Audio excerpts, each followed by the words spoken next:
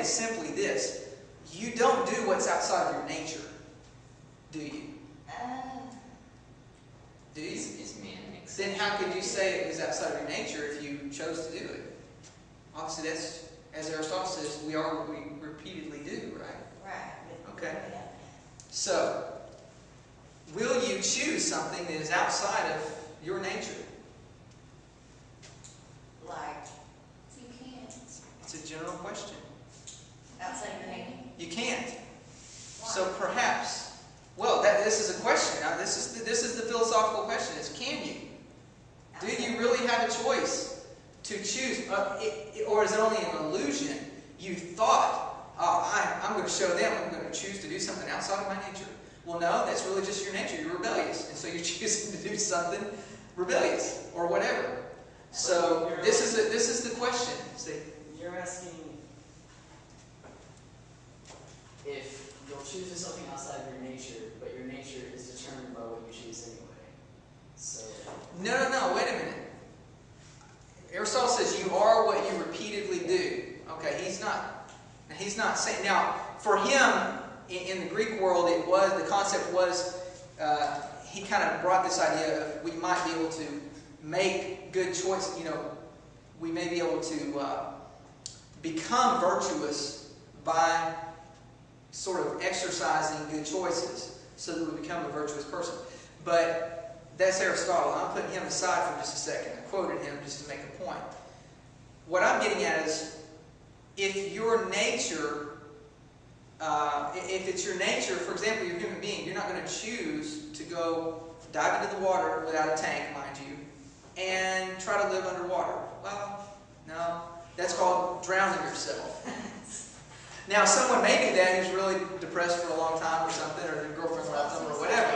They may choose to do that. that's just physical limitations. Okay, but exactly, we've already established you have physical limitations, right? You do have physical limitations. Don't you have biological limitations too? Well, that's kind of the same part right there. Well, physical limitations are your surroundings, your circumstances are physical limitations. And then, yes, your body's physical, of course, but that biological part of you. But what I'm getting at is the part that you make choices with. If simply you're a material being, I mean, you're just, you're a biological machine, right? That's what you are. Isn't that what you are? Are you a biological machine? Okay. All right. If there is no part of you that's outside of that biology, then the biology is what's making those choices. Back to the little thoughts. You have these little thoughts going on here that, again, are running in the background. You have choices, desires. You're born.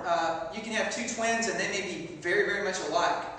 You take a psychology class where they show twins separated at birth, and they end up marrying the girl with the same, marrying a woman with the same name, and they both smoke, and they both have these mannerisms or characteristics, and so you realize there's obviously not total coincidence there. There's some genetic stuff going on. I have a question. I was just like saying, you're talking about like two twins that separated at birth, and then they meet each other later in life, and they find out that their lives are almost, very similar. Okay, This happens, yeah. Okay, like what if, like, say your father, anyone's father was a, rapist. I watch a lot of Criminal Minds, so this is what it comes from. But like the father was a brutal, murderer, all this stuff, and you think that their son can get his stuff, get his mentality, his correctness. Is that? I mean, is that the same thing? Is that? What was it? Was it nature or nurture that made somebody a hardened criminal like that? Is one of the questions. You've got, in other words, you have biological predisposition. I'm not 6 foot tall, and probably not going to be, being that I'm the age I am, and it hasn't happened yet. Okay, so I have a certain disposition. I'm the same height that my mother was. That's just how it worked out for me. But you've got certain encoding in your DNA that makes you a certain way, right?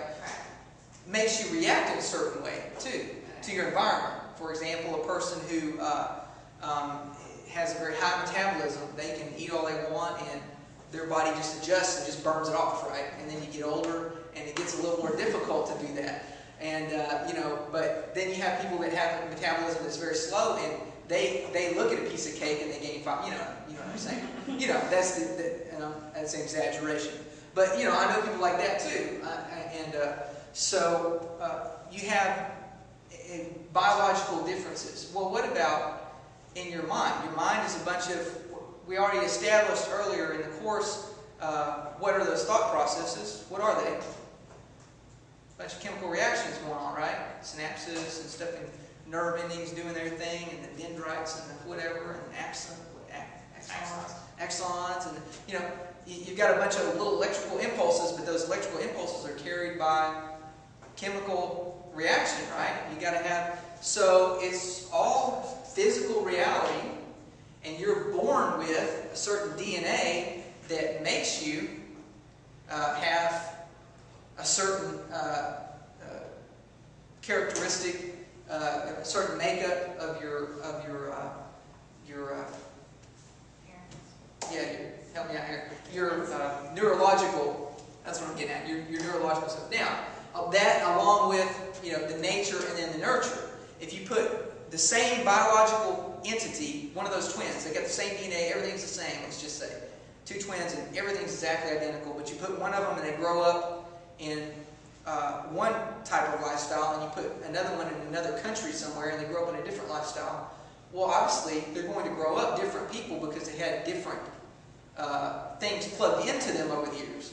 If we're a blank slate or whatever, are we a blank slate? This is another question, because this raises that, are you really a blank slate, or do you come with some predisposition genetically? Okay? And if so, if you have predisposition genetically, then every choice that you make, is it really truly free, so to speak? Or is it to some degree predestined? That's what I'm getting at. Is there some level of programming, just as you grew up and your body knew what to do and how to grow the bones and everything that you had no conscious control over whatsoever, and yet your body still did that? All you did was eat. It said eat and you ate. And that's all you need to do, right? Eat, drink water, okay. And you did that, okay. It was programmed. You were programmed, how your body was pre-programmed in how to grow. What about your thought processes? Is there something in you that's sort of pre-programmed that influences your thought processes?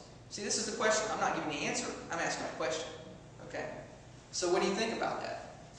I think when we were born, I think like we're a blank slate to me. I think like a child only is influenced by what they see. It's not like, oh well, that's wrong. Like they see it, they don't know if it's right or wrong, but they see it and they just start doing it. I don't know what their daycare, so I just think that 2-year-olds, they see you do something, they gonna do it. Whether they know it's right or wrong, they just gonna do it. So. I know a little girl that, I know a woman who, she was sexually abused as a child. She was very young, 5 years old, something like that. After that event happened, it was by a relative, she had problems resulting from that event. Do you think she knew as a 5-year-old girl that that was wrong? No. You don't think she knew? Okay. I think she would disagree with you. Because I think that she knew there was something not right about somebody touching her. Yeah, I think she knew. Nobody had to tell her, hey, this is wrong, don't let anybody tell you. Don't let anybody do this. Nobody had to tell her that. She knew. And in fact, I think it didn't go over well when she did disclose that something happened. Nobody did anything about it. Well, that could just be like, everyone knows that pain isn't good. Okay. Okay, pain, physical pain. But that was, that event probably wasn't necessarily physically painful. And yet, something wasn't right about it. Are you saying all 5-year-olds just heard? Because I know some 5-year-olds that don't have a 5-year-old mentality, and they would think it was wrong. They probably wouldn't really think nothing of it until they heard or seen that it was wrong, and they're like, oh, Richard, this is wrong. But I don't think, they'd be like, no, this is wrong, this happened. No. I don't know. If you take them back to the first time that happened, how did they feel? I wonder what they would say.